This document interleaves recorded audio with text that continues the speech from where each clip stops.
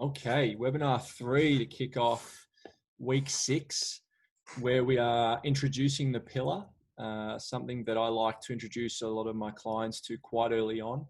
We're going to break out the pillar and what that does in terms of how the body interprets force through function.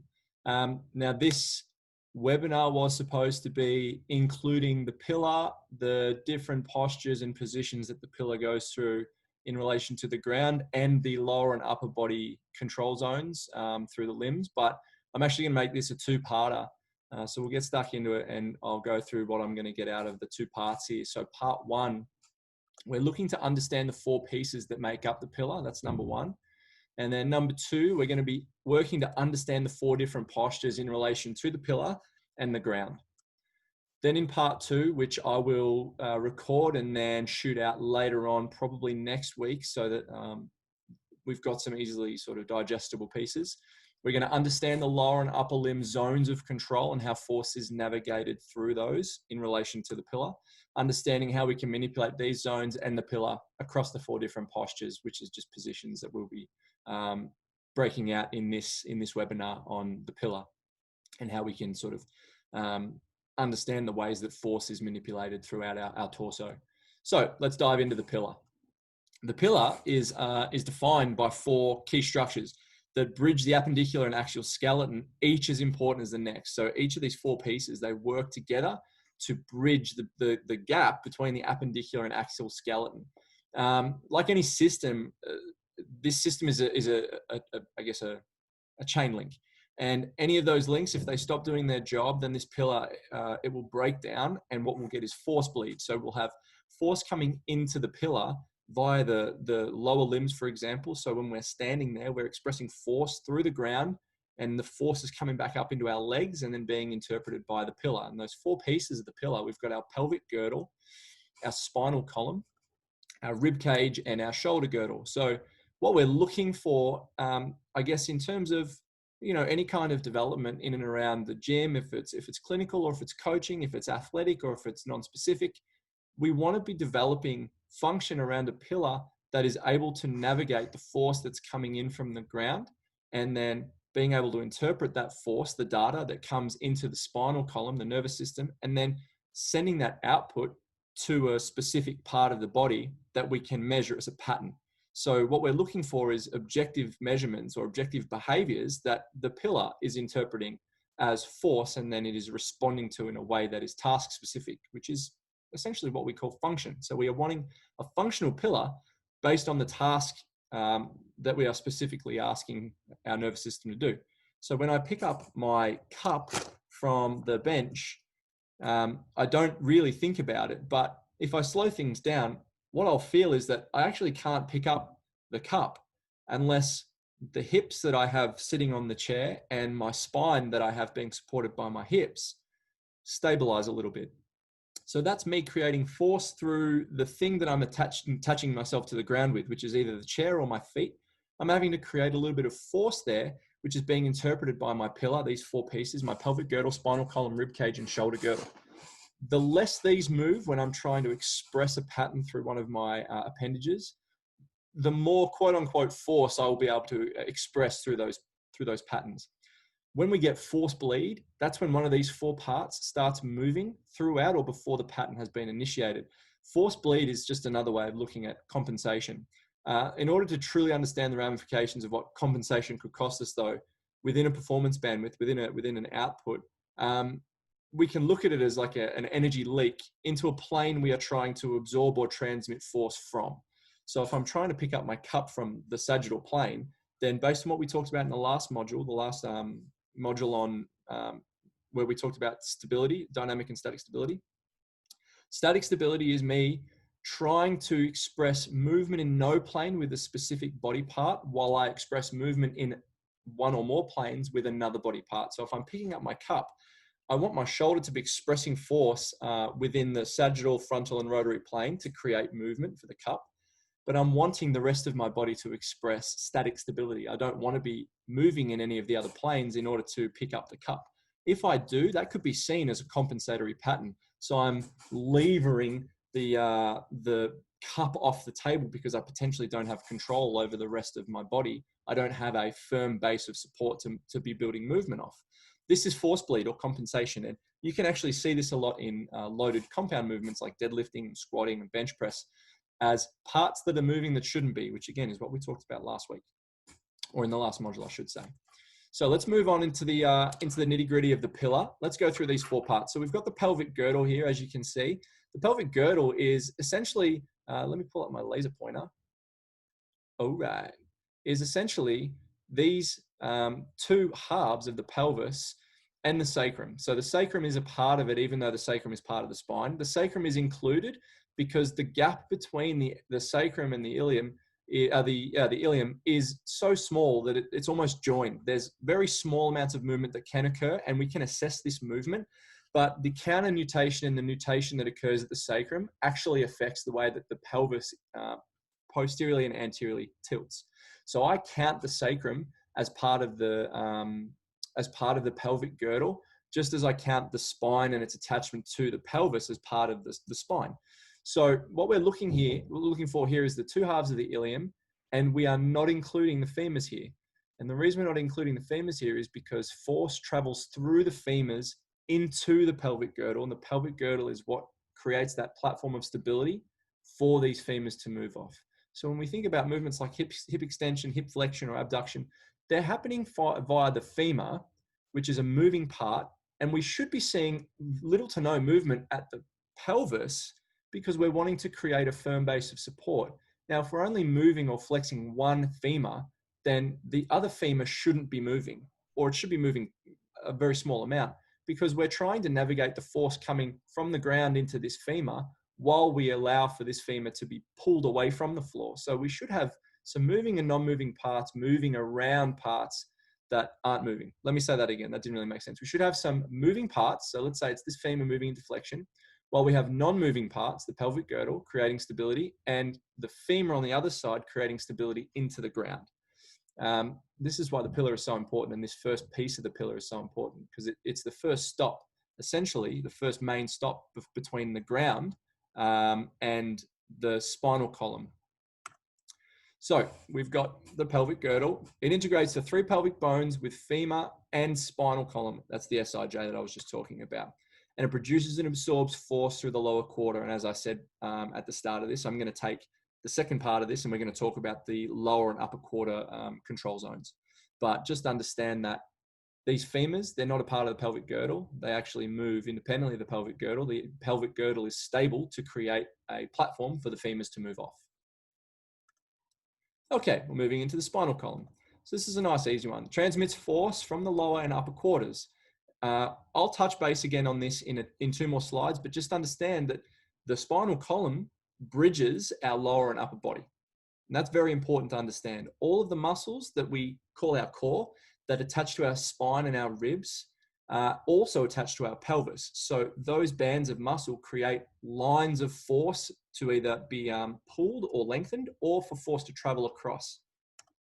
And then we have facilitating access to the sagittal, frontal, and rotary plane. Remember that the spine can flex, it can extend, it can side bend, and it can rotate. So this is our key. This is our key to accessing the sagittal, frontal, and rotary plane when it comes to multi-directional force, whether we are absorbing it or producing it. It happens from the spine. And it protects the spinal cord and integrates the rib cage and pelvic girdle. So what I just said before, where we've got a bridge between the lower and the upper body, that's the bridge of tissues that surround the spinal column and attach to the pelvic girdle and the rib cage. And we've got the rib cage. So we need to lateralize our thinking here. The abdominal cavity is specifically designed to create and hold pressure. This pressure helps to brace against both intrinsic and extrinsic force. It also helps to transmit force from the bottom to the top and from the top to the bottom. So what I was just saying before, where force comes from the ground, through our legs into our pelvic girdle, through to our spine, into our ribs, our abdominal cavity is helping to facilitate this bridge. From the top down, if I was to throw my arm out and stop somebody running into me, I have to absorb the force that they are creating in my body. That's an extrinsic force, so same as standing, but that's an extrinsic force that I have to navigate from my arm into my shoulder girdle, my ribs, and then my abdominal cavity, where I'm bracing against this force. So it helps me navigate force from the ground up and from the top down. All force, though, ends up coming back to the ground because that's where we generate force from, thanks to gravity. So because of these denser abdominal tissues that attach to the ribs and not the spine, we need to consider rib health and the tissue quality around that when it comes to optimizing performance, not just in the gym, but like, in real life. Many of you will have spent some time with me and understand how much sort of importance I put into breathing mechanics. If you can't breathe into a position, you don't own it. If we can't load that position, you don't own it. So breathing and load go hand in hand. Your ability to brace helps your spine navigate a specific amount of stability so that you can create force. And if you don't have that stability because of some tissue flexibility problems through the torso, then we might be in a bit of trouble. Okay, so we've got bridges the space between the pelvic girdle and the shoulder girdle, and it transmits force by every single rib joint. So through the thoracic joints have a significant functional difference to them than the lumbar, in that they have little connections for the ribs, the rib facets. So these rib facets, they need to be articulating as well in order to create optimal breathing mechanics and in order to create optimal tissue quality throughout the abdominal cavity. Much of the anterior and lateral chain musculature is responsible for transmitting force from the lower quarter into the spine via the ribs and from the top down as well. And we're about to investigate this with the shoulder girdle. So shoulder girdle. This is one that a lot of people forget. The scapula is a floating bone. It affixes itself to the ribs via muscular attachments. When one of these muscles is misbehaving, and there's quite a lot of them, it can throughout the whole arthrokinematics of the shoulder joint. And in doing so, it may ask for more range of motion from the thoracic spine when we are trying to stabilize the pillar against some sort of movement pattern that involves an upper quarter movement. So say an overhead press, when I run out of movement based on the arthrokinematics of my shoulder blade potentially being out, I may start to extend through the thoracic spine, therefore compromising the entire pillar and the way that it's loaded in terms of length and tension through the anterior and posterior chain.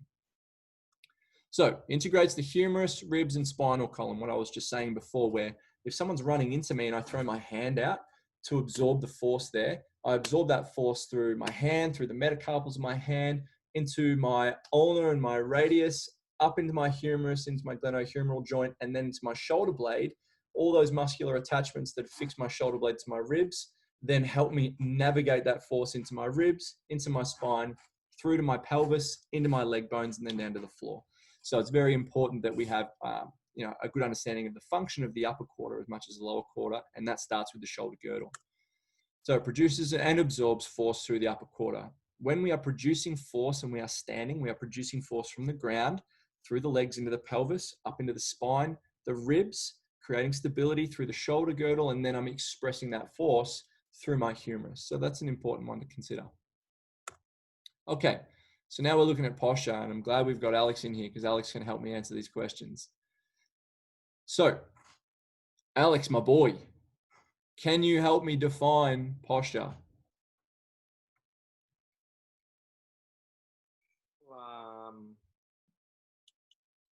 Not really.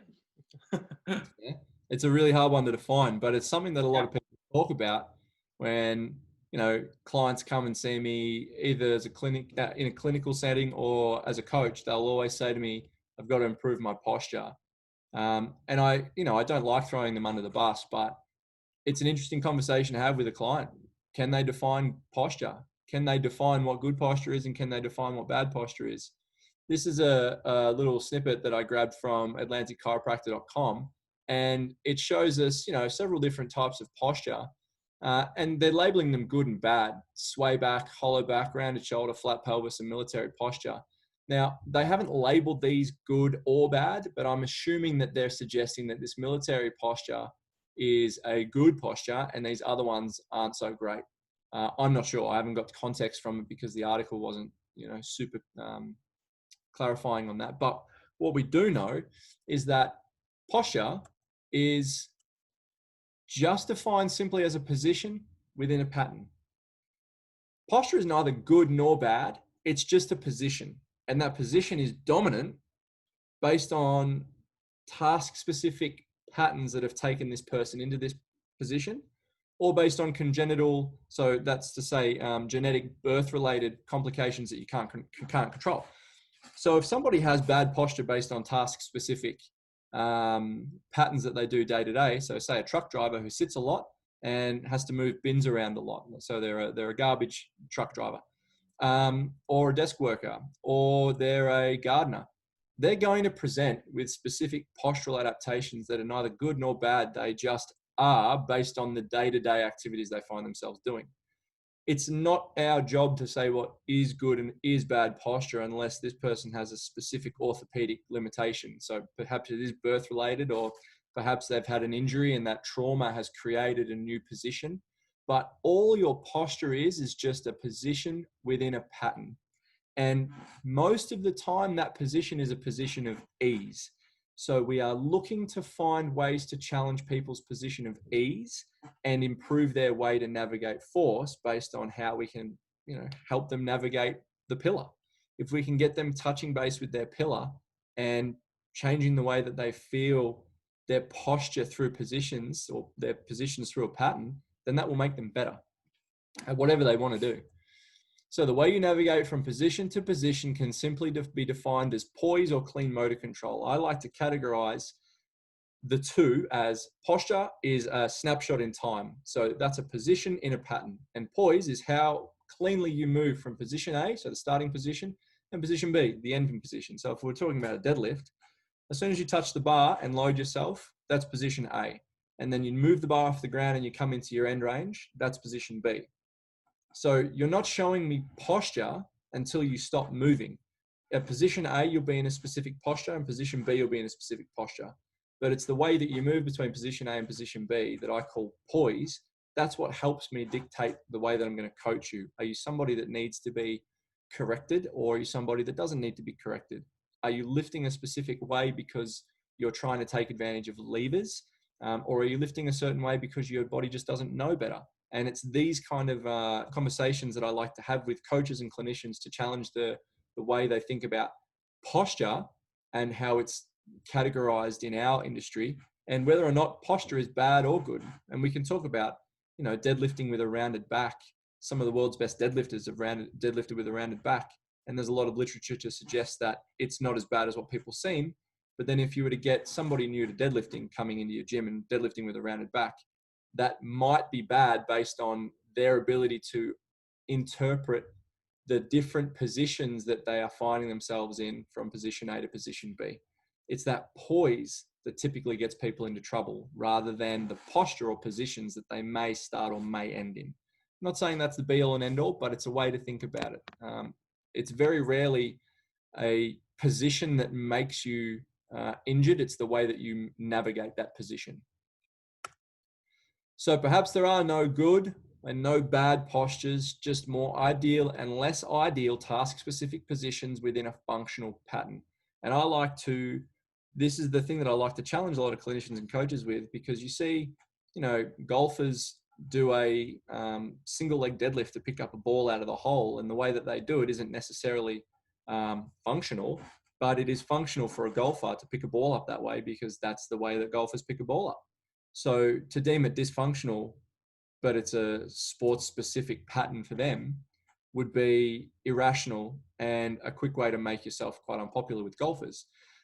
So maybe there are no bad postures when it comes to that single leg deadlift pattern for a golfer, but if that golfer doesn't have the prerequisite mobility in that hip to access that pattern, or maybe that isn't a great posture or a great position for them to find themselves in, now enter the coach or clinician that can actually help them achieve a better position at the bottom when they pick the ball up out of the cup. So these more ideal and less ideal task-specific positions can be manipulated via the pillar and its orientation to the ground. And a lot of what we talk about tonight will be unloaded pillar until we get to the end, and I demonstrate what loading the pillar looks like with some compound movements. But if we're talking about an unloaded pillar, that should move a little bit to express force and navigate force within 3 planes. When we load the pillar within the sagittal plane, we want to keep the pillar in the sagittal plane, which means no rotation, no lateral bending, and trying to minimize that flexion and extension as much as possible at least in the beginning phases, while people learn how to navigate the force that's intrinsic and extrinsic to their body. Now let's look at these positions. We've got several different positions like we touched on at the start. 4 positions. Position 1 is a supported position for the spine, and it's in a supine position. So we're laying on our back. Remember, if you're eating soup, your hands are supinated, and if you're spilling soup on your body, you're laying supine. So in this supine or supported position, a supine position is a fully supported pillar position where there is absolutely no load moving through the spine and adjacent structures. In this position, it's very important to understand that you are completely supported by the ground or a table if you're on a table or a bed. But many people don't know how to actually lay on the floor and let go of a lot of this tension. And this is a great position, and I'm about to touch on it now, but this is a great position for bringing attention to specific tensions or pains within the system. If you can help somebody find a position of ease in this supported posture or this supported position, that's a great place to start developing pain-free movement patterns via breathing. If you can't lay comfortably on the floor and let gravity just take control of your body, then we've got some work to do. And it would be irresponsible of us to take you to higher positions of demand and start loading you when you don't know how to unload your nervous system in a position of support. And this is one of my principles, my clinical principles is if you can't do it laying down, I'm never going to get you to do it standing up. And I'm not asking people to deadlift laying down, but what I am asking them to do is show me, can they lay there supported and experience no symptoms? Can they lay there supported and show me that they can let tension go? Because being able to build tension is just as important as being able to let it go. Can they lay on the ground and show me that they can maybe do a leg raise? If they can't do it on the ground, when there's no gravity moving through the body and no support stability requirement through their torso, then they typically aren't going to be able to do it if I take them to higher levels of stability demand. Position 2, we've got our quadruped position, and this is a suspended position. So suspended is in relation to the spine.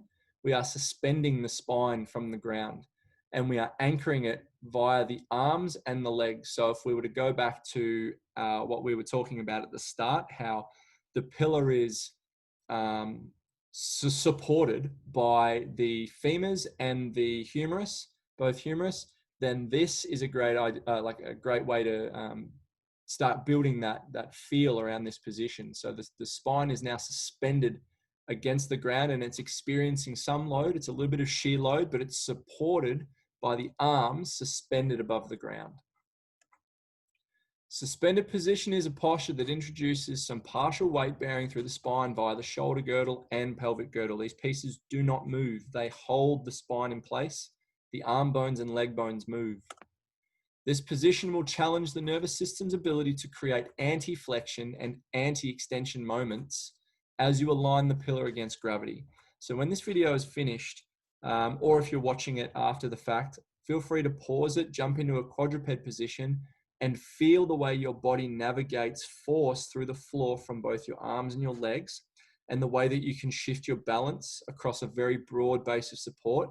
So we've got a very broad base of support. We've got feet, knees, and hands here along the sagittal plane. And then in the frontal plane, we've got 2 hands, 2 knees, and 2 feet that are quite wide at hip width. So they're creating quite a lot of, in the sagittal plane, quite a lot of stability for the spine. And you're able to move your center of mass, your center of gravity quite comfortably, but there's a little bit of force involved in order to do that.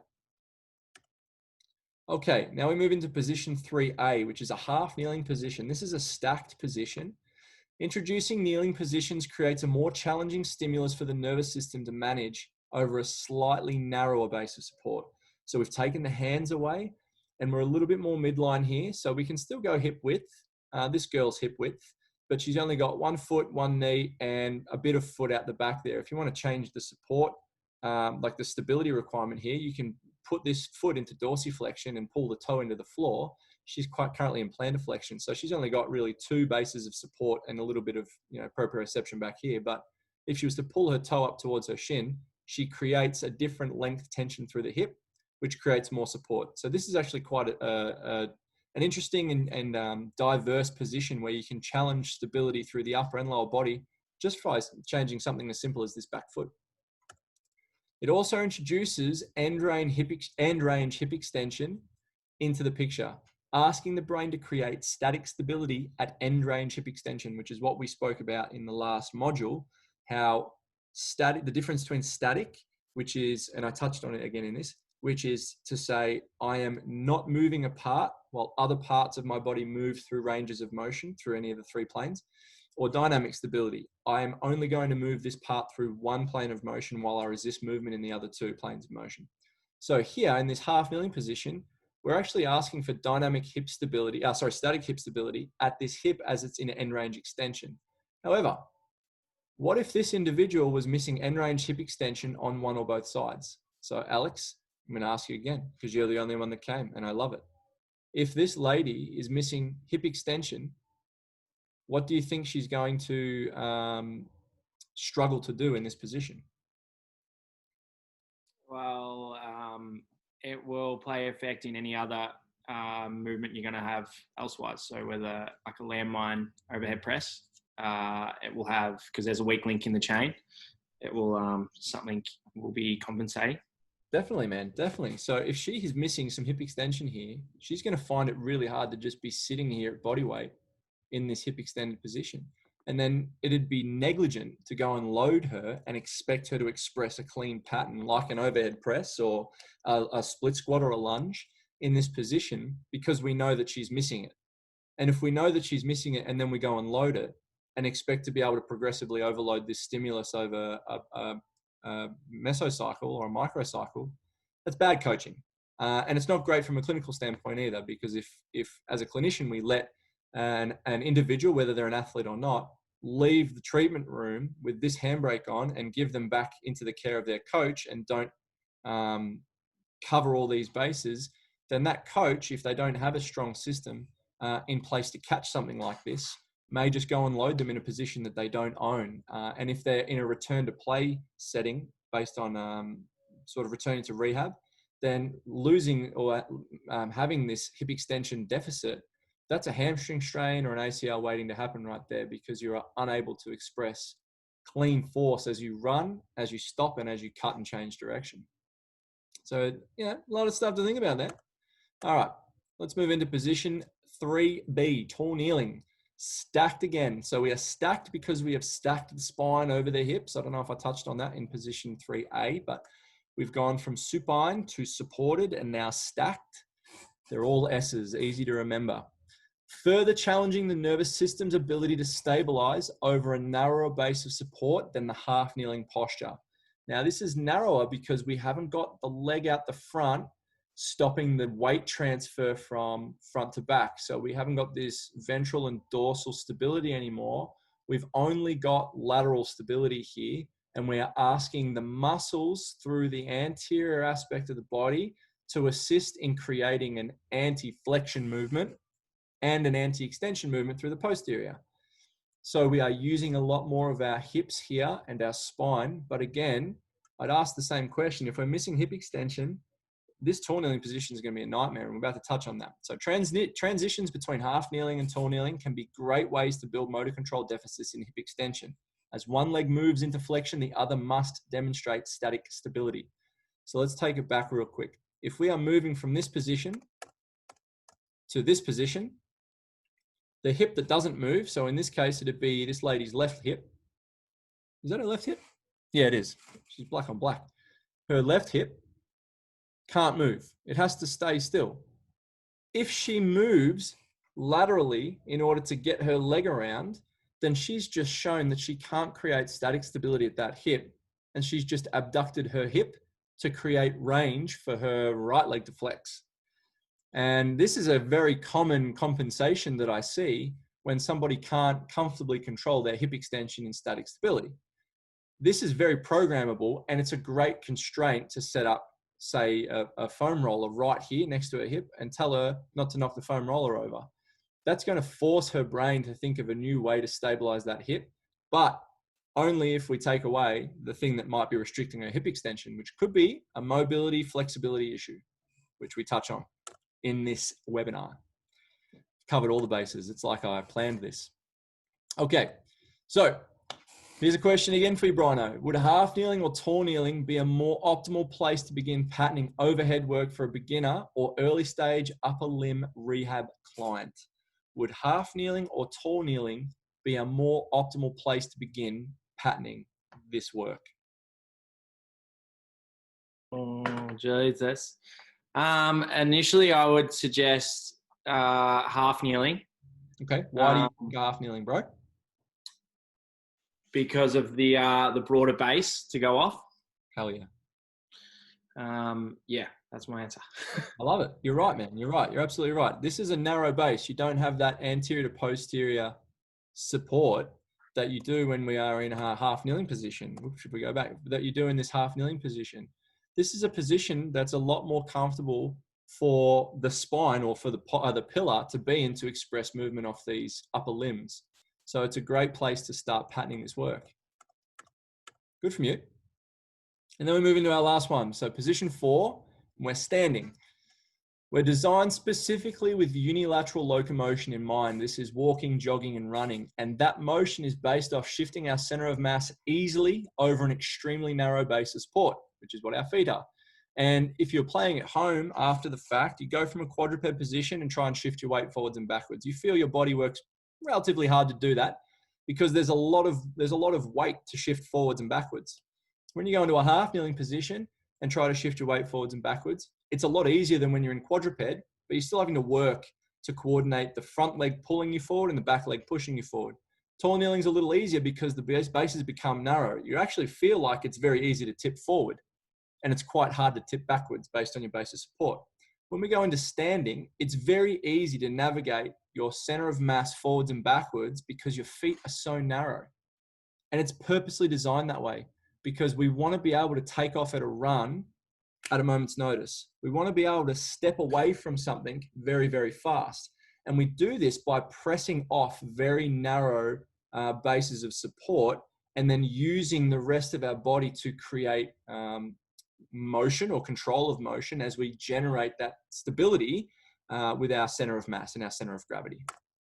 Because of the higher demand of dynamic and static stability throughout the system, our bodies can be more susceptible, however, to compensation throughout the patterns that we do either at the gym or when we play sport or when we muck around with the kids or do the washing or whatever it is.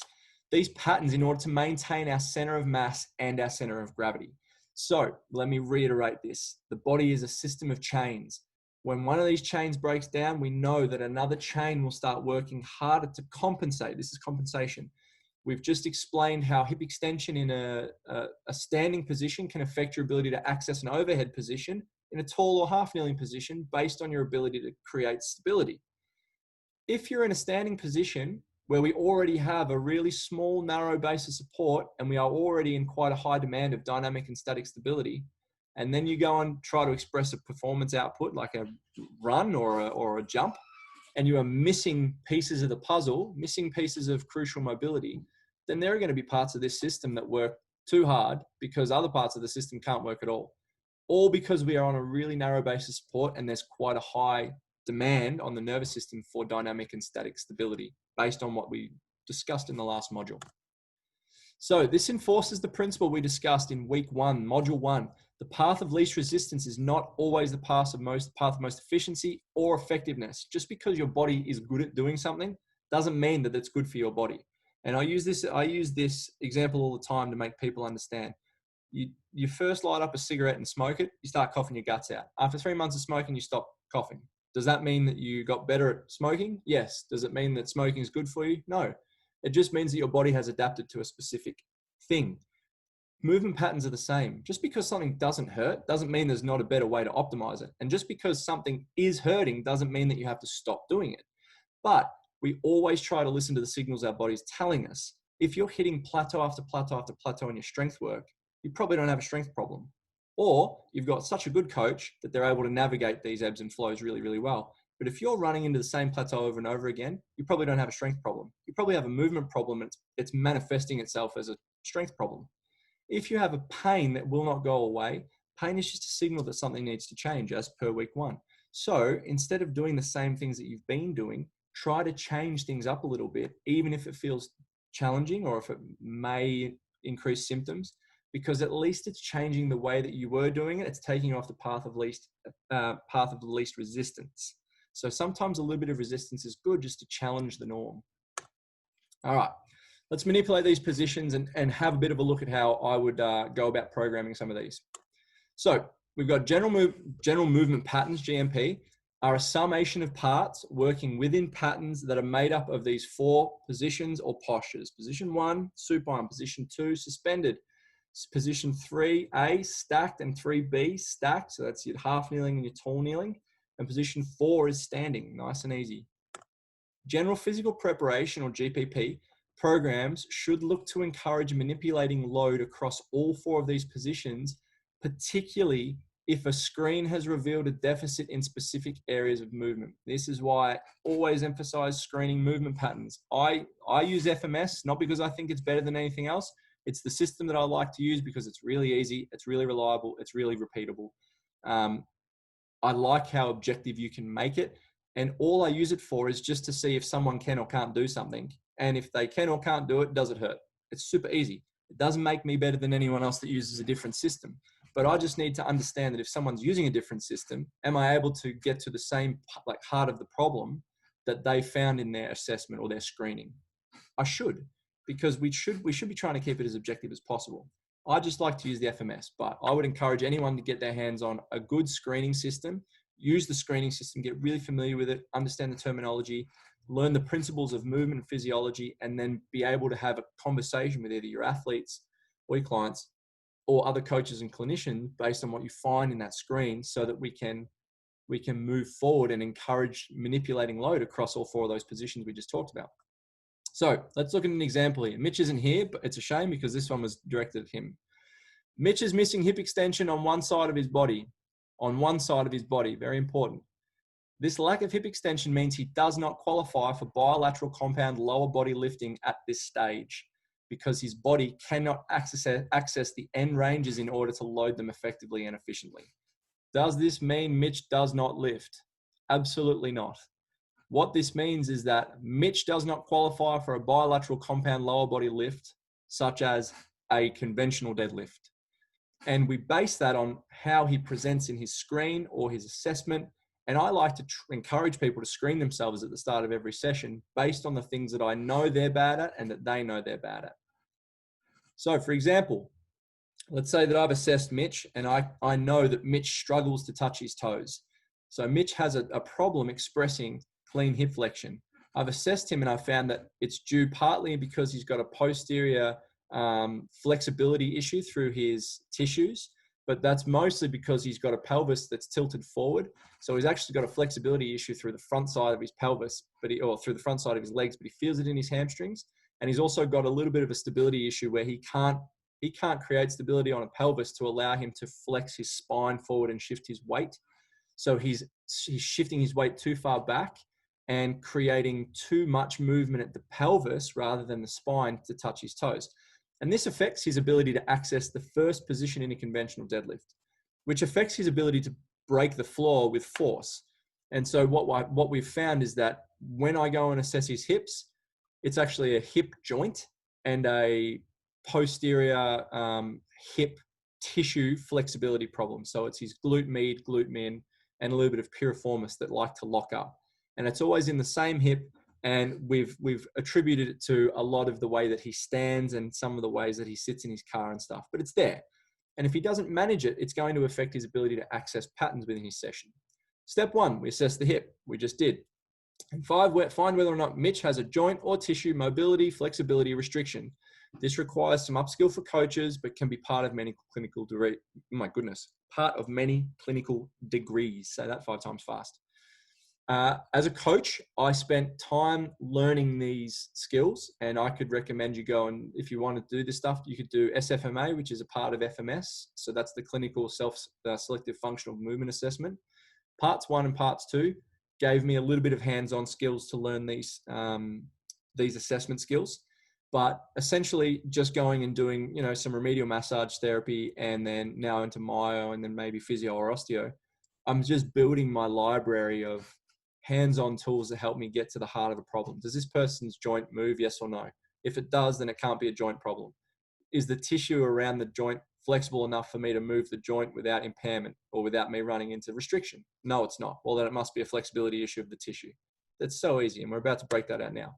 Is there a joint or tissue mobility, flexibility restriction?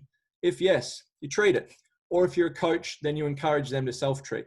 So we can use a band to distract the joint if you're not familiar with joint mobilization, or some self-myofascial release work with a roller or a trigger point ball to take away tension from that surrounding area, and some dynamic release work with some, pin and stretching. So you could pin your quad on a roller and then find the tightest part of that tissue, and then start doing some knee extension flexion. You've pinned the quad, now you're stretching the quad on the roller.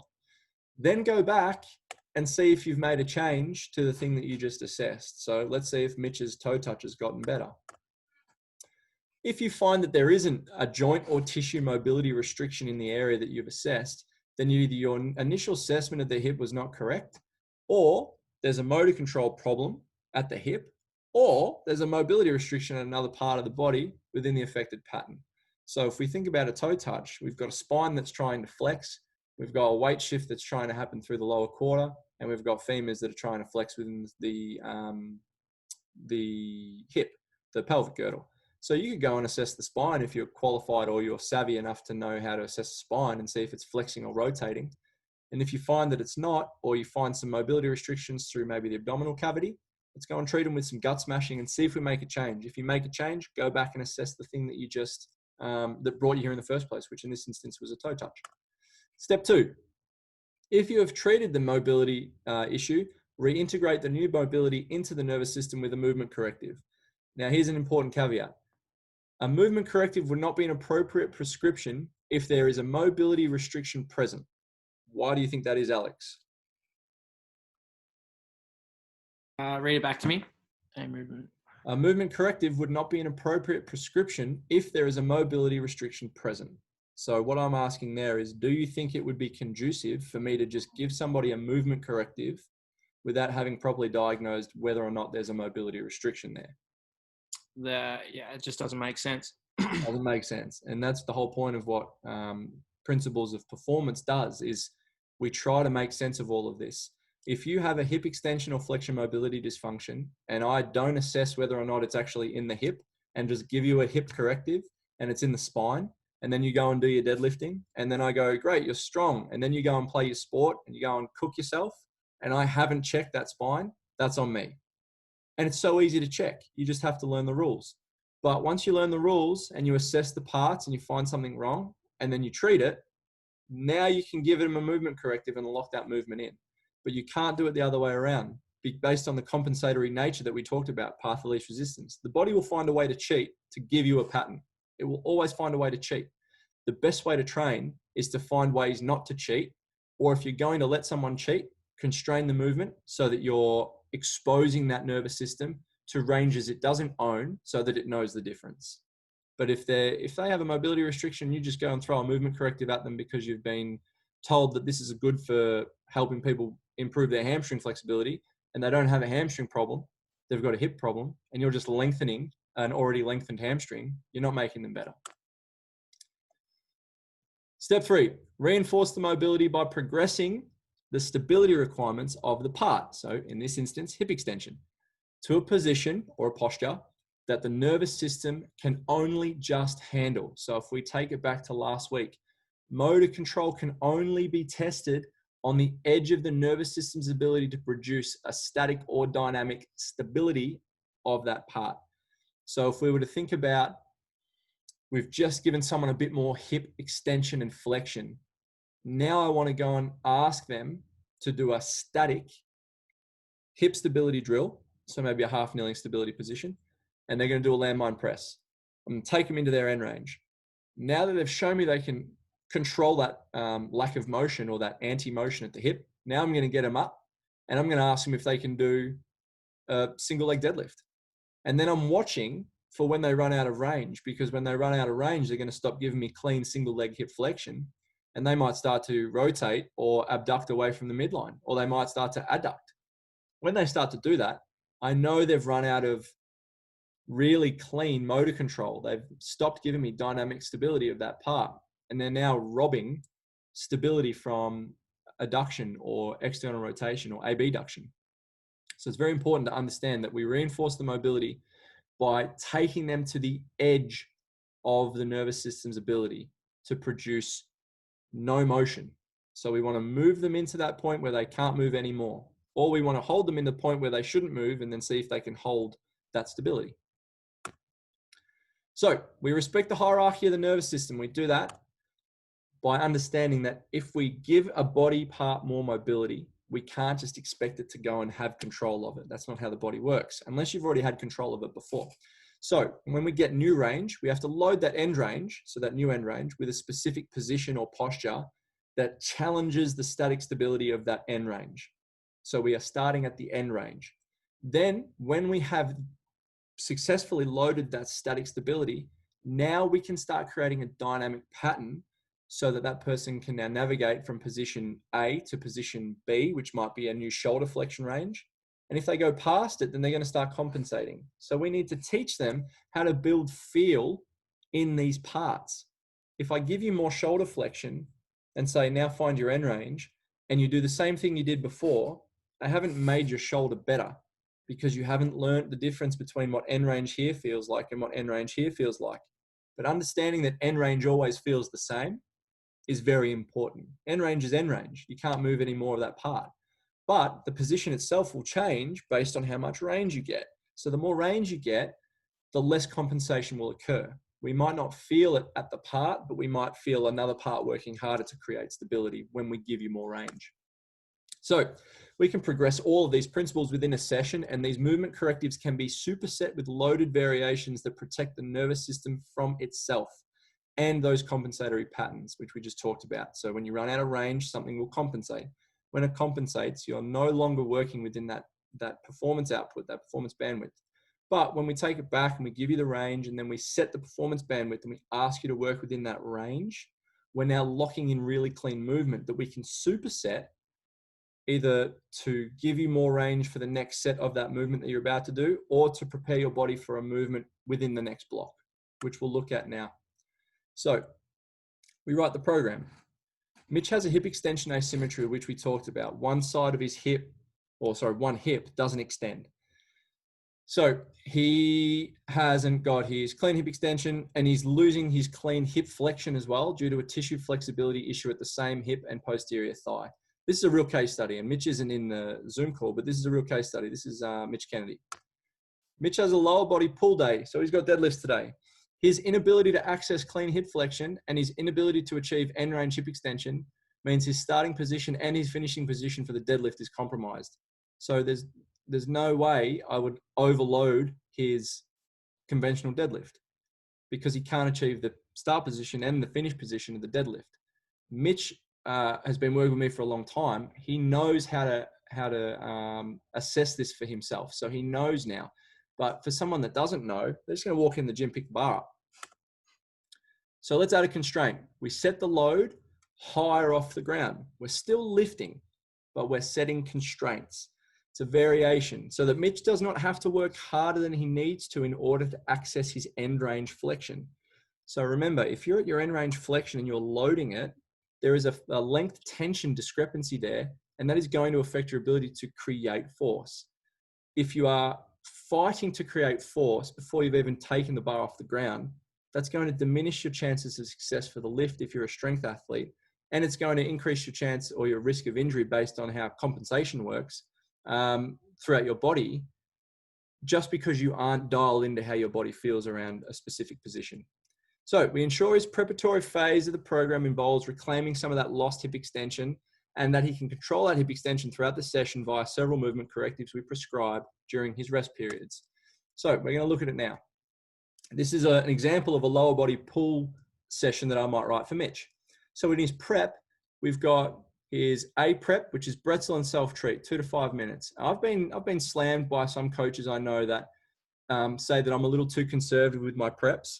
If this is too conservative for you and you're not someone that wants to spend, 10 minutes doing some movement prep before you get into a session, then I don't know if you're in the right industry, because we aren't just trying to pull as much weight off the floor as we can. We're trying to improve function, and we're trying to improve performance. We want to objectively measure that. If you can't spend 10 minutes here improving on taking those handbrakes off your body before you throw the race car out on the track, then you're not interested in racing the car at all. You're just interested in trying to lift as much weight as possible. So I like to encourage people to spend 2 to 5 minutes just jumping into something as simple as a bretzel and breathing and feeling what's tight, and then doing a bit of self-treatment, whether it's self-myofascial release, trigger point therapy, pin and stretch, PNF, it doesn't matter. Then we move into B, which is some figure 4 piriformis trigger point through that glute and that glute med, glute min, and piriformis, that deep lateral hip, 60 to 90 seconds aside. So far, if we're taking our time with it, we've spent 5 plus another 2 minutes on each side. So that's 8 minutes. Then we've got deficit leg lowers, I beg your pardon, 5 per side. That's going to take you about 2 minutes. So there's 9 minutes. And then we reassess bretzel, which is 30 seconds. And then you can perform toe touch movement correctives, 2 minutes. So there's an 11 to 15 minute preparation, which you can do just in order to get your nervous system sort of calmed down from potentially some of the stress throughout the day and in the zone and ready to get moving into the warm-up phase. So now we move into our main lift warm-up, and we've got a warm-up 1, trap bar deadlift. So these are warm-up sets, a warm-up 1. 3 sets of 12, then 10, then 8. And these are all superset with each other. So you'll do 12 on the first set. Then you'll move into a warm-up 2, inchworm with a rotation and exhale hold, 3 by 3 per side. So that's going to take you about 2 minutes there. And then you've got a warm-up 3, half kneeling landmine press and exhale hold, 3 by 5 per side. And then rest if you feel like you need it, 60 to 90 seconds until you jump back into your trap bar. In the 60 to 90 seconds, you could be loading some more plates on the bar or filling out your program as you go. Once you've done your 3 rounds there, we move into your A block. So A warm-up and now A. We're moving into A1 trap bar deadlift, 5 by 5 RPE of 8. So we're not going to go any heavier on the nervous system in terms of load than an RPE of 8. But all this time, we're still respecting the nervous system's ability to not be able to access that deep end range hip flexion and extension, but we've given him the ability to access the hip extension again. And now we are reinforcing it with, say, something like an inchworm. Let's go back so it's highlighted. An inchworm, which is a end range hip flexion into hip extension plus a rotation. So we've got it turns into like a mountain climber position where we've got one leg that comes up and goes into kind of like a sprinter position.